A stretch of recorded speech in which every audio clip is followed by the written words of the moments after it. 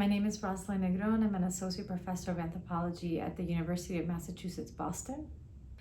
Well, I very much believe in having that the mentorship relationship is first and foremost embedded in relationships, in human relationships, and so when that is at the center,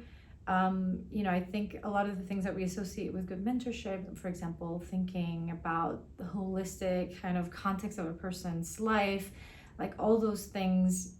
come to the fore because when you're connecting with someone at a personal level and building relationships, you can't help but kind of be curious about everything that they bring with them, what their desires are, what their expectations, what their hopes are for their education, how their education isn't just about getting a degree, but fits into the vision for their life, and respecting that and kind of thinking about that in context is at the core of my mentorship relationships with students. So, I think that it, kind of related to that is that we never want to assume that a graduate student is bringing a set of skills, abilities, a kind of understanding of the research process of, scholarly life in general.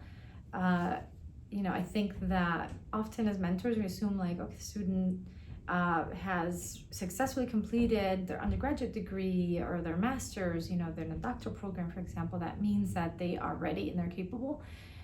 in a lot of different ways, and that's just not often the case. So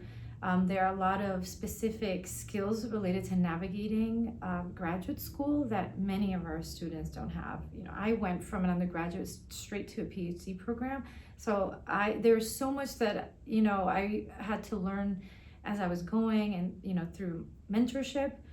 There's a lot of things that I learned after I graduated, so I still felt like that I wasn't able to gain all the skills maybe that I needed to navigate graduate school until I started mentoring other students, and I realized like, oh, these things would have been,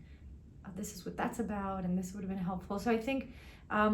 students are coming from many different places, and we shouldn't assume that they have all the skills needed, whether it's about doing literature reviews or how to use particular methods, of course, but even how to navigate relationships with the committee members and with their advisors and so on and so forth. So when you have a holistic approach and connecting people at a human and personal level, like you're able to make space for actually figuring out where people are, what they need, what they want, what particularly drives them, and then try to build opportunities for them that tends to those specific needs and kind of desires that they might have.